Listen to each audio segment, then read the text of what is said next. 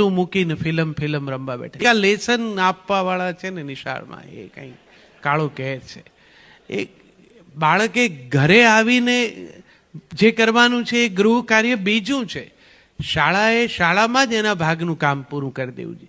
હું તો કોઈ દિવસ ઘરકામ કરીને ગયો નથી નિશાળમાં, એકે વાર નહીં હો. મારા પપ્પાએ મારી સ્કૂલની નોટની પાછળ ચિઠ્ઠી લખી લે, ચિરંજીવી તુષારે ગૃહ કાર્ય કર્યું નથી, આટલું. તે મારા શિક્ષકને હું દર વખતે બતાડતો.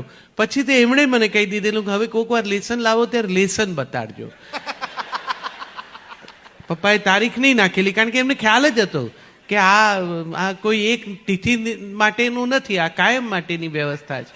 બાળક ઘેર આવી જાય પછી ઘરનું વાતાવરણ, મમ્મી પપ્પા, એમાં બીજી ઘણી બધી પ્રવૃત્તિઓ કરવાની હોય. આટલો કંઈ જુલમ હોય. પણ હવે બાળકોને આપણે આપણા હાથે આ હરીફાઈમાં નાખી દીધા છે, અને દરેક માણસ બીજાનો જ વાંક કાઢીને એમ કહે છે એટલી બધી કોમ્પિટિશન છે ને. કોમ્પિટિશન કોઈ બે માણસો સંમત થાય ને ત્યારે જ થાય. તમે 3-4 છોકરાને ઊભા રાખો એટલે હરીફાઈ છે. તમે તમારા બાળકને એમાં ઊભું જ શું કામ રાખો છો હરીફાઈમાં? બાળકો હરીફાઈનો વિષય જ નથી. બાળકો પ્રસન્નતાનો, ઈશ્વરના વરદાન સ્વરૂપે આવેલા છે. આવ્યા નથી હોતા ત્યાં સુધી શું હાલત હોય છે?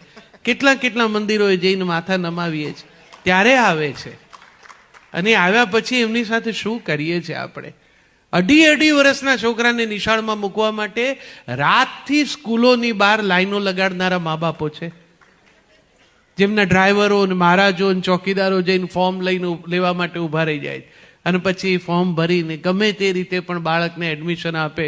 પગ મને ધોવા દો રઘુરાય એમ કરીને શિક્ષક આચાર્યની સામે, પેલા ટ્રસ્ટીની સામે જાતની ઓળખાણ લઈને મા બાપો લાચારીથી ઊભા રહે અને બાળકને એડમિશન અપાવડાવે. કેટલા બાળકને? 2.5 વર્ષના બાળકને. એક બાળકને જો તમે 2.5 વર્ષ ઘરમાં રાખતા હો ને, તે બાળકે પછી તમને કેટલા વર્ષ રાખવા જોઈએ ઘરમાં? 2.5 વર્ષ પછી એને જે હરીફાઈમાં તમે નાખી દો છો, પછી એક દિવસ તમારું નથી રહેતું. એના આયોજનો ને ટાઈમ ટેબલો ને એમાં એટલું રમમાણ રહે ને પાછા તમને એનું ગૌરવ થાય. મેં બી સુપર મોમ્સ જોઈ છે કે જે લોકોને આમ કઈ અવતાર આવે છે, બાળકને શું કરી નાખીએ. એ એલાર્મ મૂકીને સુવે ને એલાર્મ વાગે એના કરતા વહેલી જાગે, એના ઉઠ્યા પછી એલાર્મ વાગે, પછી છોકરાને ઉપાડે અને અડધો ઊંઘમાં હોય ત્યાંથી સ્કૂટી ઉપર પાછળ બેસાડે. છોકરું ઝોકા ખાતું હોય એને લઈ જઈને સ્વિમિંગ પુલમાં નાખે, અડધો ભીંજાય ત્યાંથી ઉપાડીને ટેનિસ કોર્ટમાં મૂકે, 2 શોટ માર્યા હોય ત્યાંથી લઈ જઈને પાછો ચિત્રના ક્લાસમાં નાખી આવે, પાછી ઘેર આવે ત્યાં પેલી કૂતરા પકડવાની રિક્ષાઓ ઊભી હોય એમાં પાછા છોકરા ભરાય, એને પાછા નિશાળમાં નાખી આવે. નિશાળ છૂટે ત્યાં પાછી એ રિક્ષા ઊભી હોય ત્યાંથી એને લઈ જઈને નૃત્યમાં મૂકે, એને પાછો ઉપાડીને કરાટેમાં નાખી આવે, પછી ફ્રેન્ચમાં મૂકે. અરે બાળકને ફ્રેન્ચ શીખવાડે. મેં કહું આ કેમ ફ્રેન્ચ? નાના કે ભવિષ્યમાં યુરોપિયન કન્ટ્રીઝમાં એને સહેલું પડે. અને કેમ જાણે બધા અહીંથી માઇગ્રેટ થઈ જવાના હોય. અહીં અમદાવાદમાં ચાલે એટલા મળશે, અમારે તો ઘણા છે. દરેક બાળક પાસે આ પ્રકારનું ઉત્તમ કઢાવવા માટેનો આટલો અઠાગ્રહ, અને આટલું બધું જો તમારે કરાવવું હોય, એક બાળકને નૃત્ય આવડવું જોઈએ, જુડો કરાટે આવડવા જોઈએ, ક્રિકેટ આવડવું જોઈએ, તો મા બાપ તરીકે તમારે સહેજ વહેલા વિચારવું જોઈએ. આ એક બાળકનું અલગ અલગ કામ છે.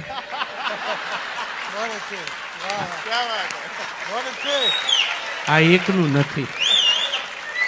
આ એક બિચારું કેટલાનું કરશે? બાપની 2 આંખોમાં બાકી રહી ગયેલા સપના, માની 2 આંખોમાં બાકી રહી ગયેલા સપના, એ 4 આંખોના ઉધાર સપનાનો ભાર આની 2 આંખો ઉપર. અને આની 2 આંખોને પોતાના સપના હોય એવું તો કોઈ વિચારતું જ નથી. એવી દશા કરે છે છોકરાઓની. મને ઘણી વાર એમ થાય કે આ કોકના છે ને એમને આપ્યા છે કે એમના જ છે. એવું ત્રાસ વર્તાવે, એવી રીતે અહીંથી અહીં ટ્યુશનમાં નાખે, ત્યાં ટ્યુશનમાં મૂકી આવે. આમ બાળકે પોતાની જાતને વિચારવા, તમે હરીફાઈનું વાતાવરણ કરો એટલે એ માનવા માંડે કે ખરેખર કોઈ એવી વૈશ્વિક હરીફાઈમાં પોતે જોડાયું છે. એ જાતને ખેંચે ને 80% કેપેસિટી વાળો છોકરો ખેંચાઈને 87% લાવે, અને મા બાપ 2 જણા જાણે જ્યારે કે 87% આવ્યા છે એટલે એવા નિરાશ થઈ જાય. ગેલેરીમાં ના દેખાય ફ્લેટની.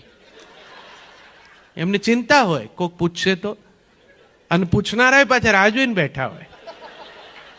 ફ્લેટમાં જે ઉપર રહેતી હોય ને એ રોજ ડોકાઈને નીચે જુએ ક્યારે આની મમ્મી દેખાય છે ગેલેરીમાં. અને 2-4 દિવસે તો એને આવવું જ પડે. એ દેખાય એટલે પેલી ઉપરથી ઝૂકીને પૂછે કેટલા આવ્યા. ના બિચારી નિરાશાથી કે 87%.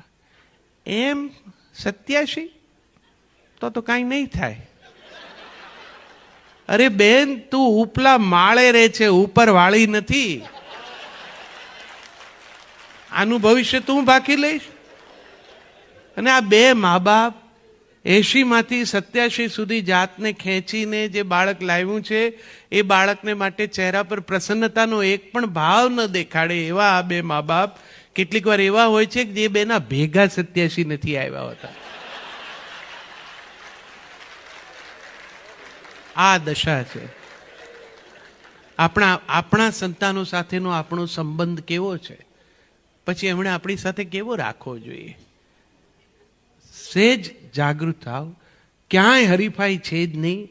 જગતની 5 મહાસત્તાઓમાંથી 3નું શિક્ષણ ને તમામ વ્યવહાર એમની પોતાની ભાષામાં થાય છે.